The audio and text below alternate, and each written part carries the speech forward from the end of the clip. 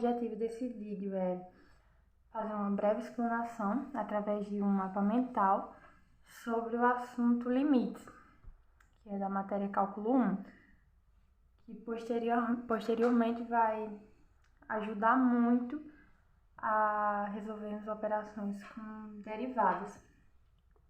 Então, o que seria exatamente limite?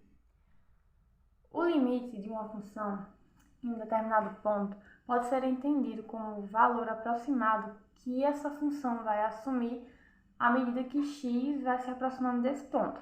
E como é que isso pode ser representado?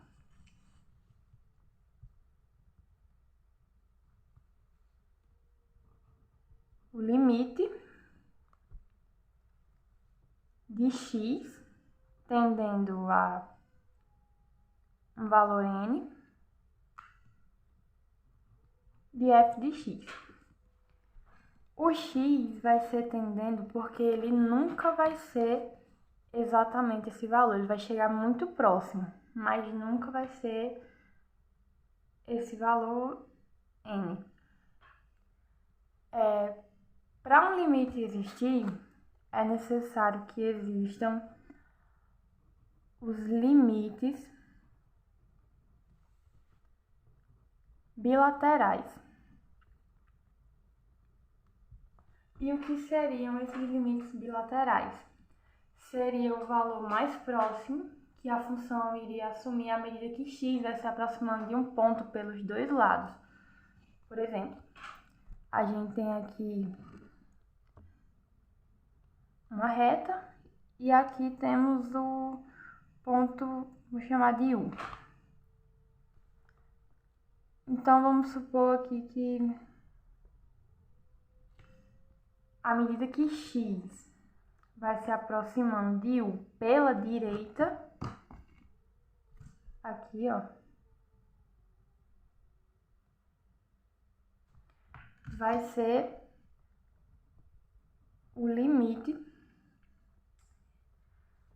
dessa função quando x tende a U pela direita. Lembrando que isso aqui serão os valores positivos. E vai ter também o limite de U quando x está se aproximando de U pela esquerda, que vai ser o limite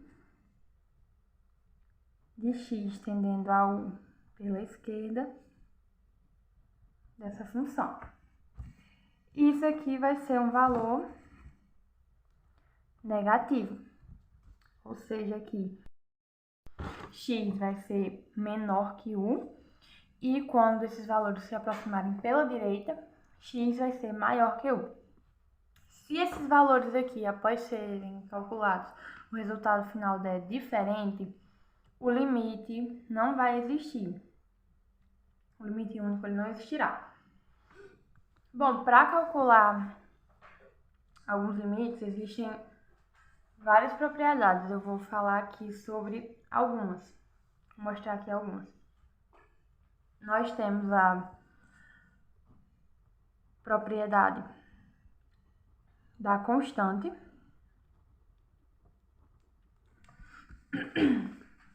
que ela vai ser dada pelo seguinte: o limite de uma constante quando x tender a um determinado valor, ele sempre vai ser a própria constante. Isso aqui é regra. Nós temos também o limite, a propriedade do limite da soma. Fica mais ou menos assim. O limite de f de x mais um limite g de x, com x tendendo a um determinado valor. Bom, o limite da soma é a soma dos limites. Isso aqui vai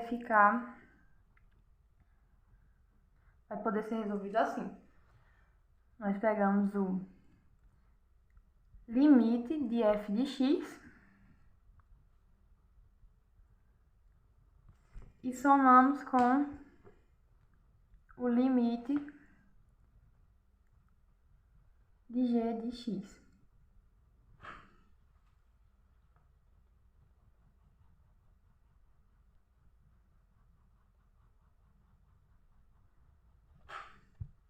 Temos também a propriedade do produto, vai ficar assim.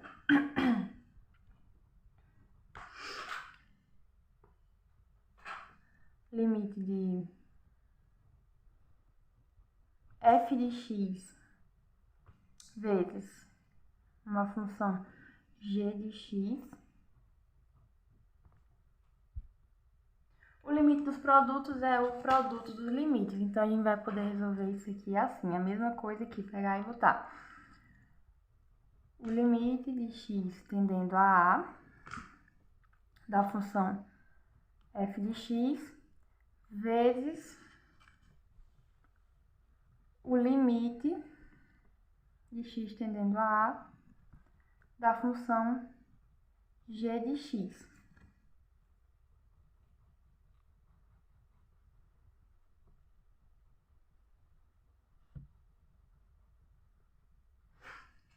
E tem a propriedade da divisão, que fica assim. O limite de x tendendo a A de uma função f de x dividida pela função g de x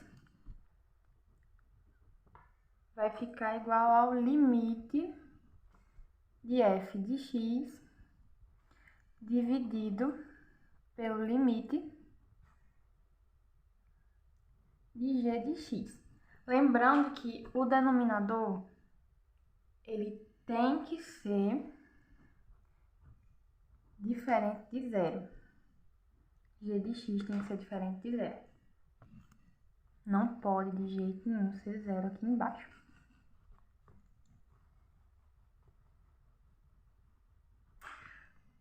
E fora essas aqui, tem várias outras.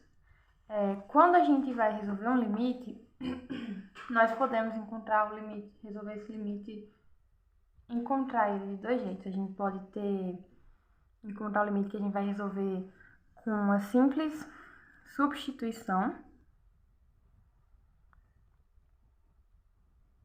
que vai ser muito tranquilo. Você simplesmente vai substituir. Por exemplo, limite de x ao quadrado quando x tende a 2. Isso aqui a gente substituindo vai ficar limite de 2 ao quadrado com x tendendo a 2. Isso aqui vai ficar igual a 4.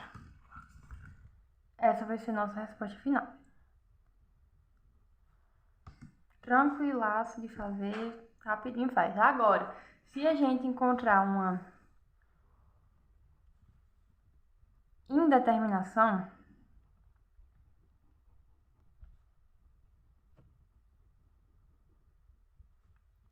aí o negócio fica roxo. Só que existem várias formas, várias maneiras, que eu não vou colocar aqui, senão não vai caber, da gente manipular as expressões e conseguir resolver de uma maneira fácil. Mas a indeterminação ela vai ser dada mais ou menos assim. Quando a gente tem um limite de x tendendo a 3, de uma função que ela é x ao quadrado menos 9 sobre x menos 3. Se a gente for simplesmente substituir isso aqui, x ao quadrado é 9, vai ficar 9 menos 9. E 3 menos 3, isso aqui vai dar o quê? 0 sobre 0. Isso aqui, gente, é a indeterminação, é o que vai complicar a vida. Quando chega nisso aqui, aí a gente tem que manipular de alguma maneira essa expressão aqui para a gente conseguir escapar desse resultado. Uma indeterminação ela pode ser vista assim, tem também infinito sobre infinito, é outro tipo de indeterminação, zero dividido por algum número, enfim.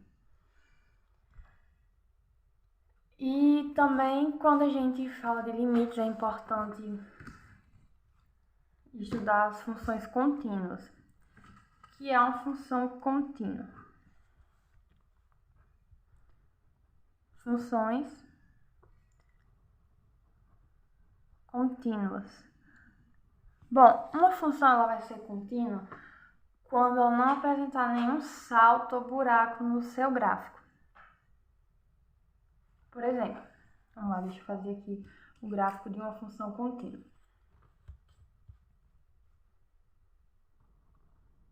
Um exemplo simples.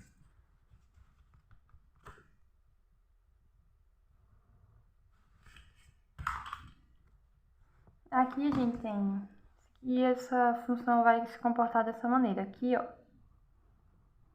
ela vai seguir assim infinitamente. Ela não tem nenhum salto, nenhum buraco, nem nada. Ela vem do infinito dessa maneira e vai assim. Já nesse gráfico aqui,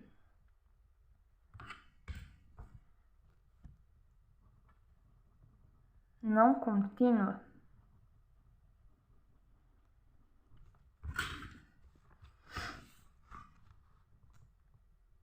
olhem só a diferença.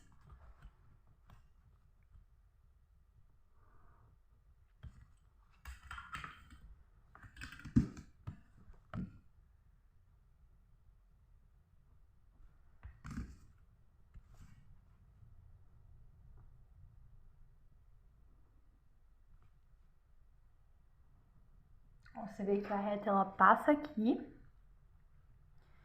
e ela para. Passa aqui e para. Então essa daqui é uma função descontínua. Bom, mas é importante lembrar que para uma função ser contínua, ela vai precisar corresponder a 3 condições.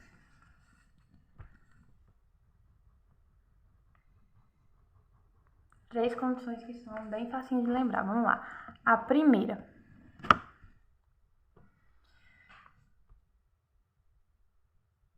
Em um determinado ponto, essa função, o limite dessa função vai precisar existir. F de P tem que existir. A segunda condição. O limite de f de x, quando x tende a P, também existe. E a terceira condição, o limite de f de P tem que ser igual ao limite de f de x quando x tende a P. Se a função não correspondeu a qualquer uma dessas três, aí pode esquecer que ela é descontínua. Já pode desconsiderar. E também é importantíssimo lembrar, quando estamos estudando limites, estudar as assíntotas.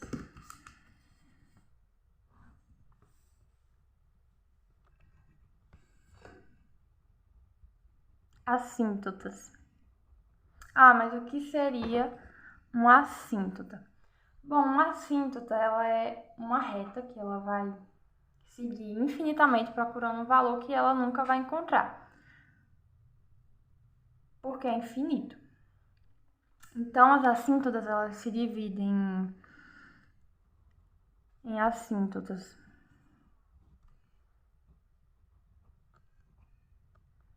verticais. Um exemplo de assíntota vertical no gráfico é esse aqui.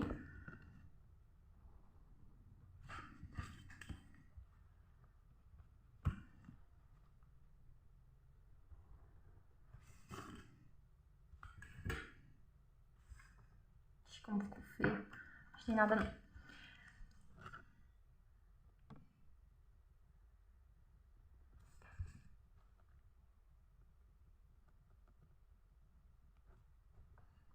E uma característica das assíntotas é que, olha, você vai ver, ela vai se aproximar de zero, vai chegar muito, muito, muito, muito próxima, mas ela nunca vai encostar no eixo. Porque a assíntota vertical, ela vai se estender infinitamente procurando chegar em zero.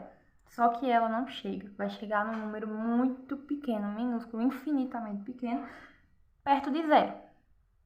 0,00000 não sei quanto, mas não vai chegar em zero de jeito nenhum. Escrevendo no limite, ela pode aparecer assim. Limite de x tendendo a mais ou menos infinito vai ser igual a zero, não exatamente igual a zero, aproximado.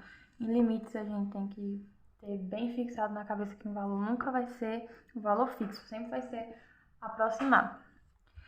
E também temos as assíntotas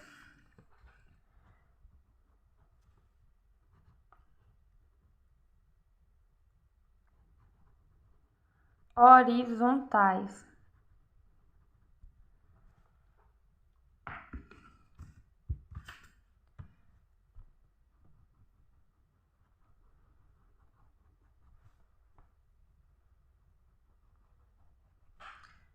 Um exemplo de assíntota horizontal seria um gráfico mais ou menos desse tipo aqui.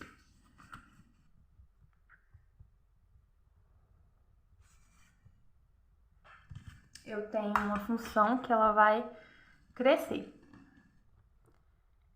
Vai crescer aqui, ó, infinitamente. Infinitamente em busca de um valor, vou chamar um valor J. Ela vai crescer ao infinito, mas ela nunca, procurando esse valor que eu chamei de J, mas ela nunca, nunca, nunca vai encostar aqui. Então, isso aqui é nossa assíntota vertical. O limite, ela pode ser escrita assim, limite de x tendendo a mais ou menos infinito de f de x é igual ao valor j, aproximado. Então, a diferença... Bom, finalizando, eu espero que tenha dado para compreender as ideias que eu tentei passar no vídeo. E obrigada!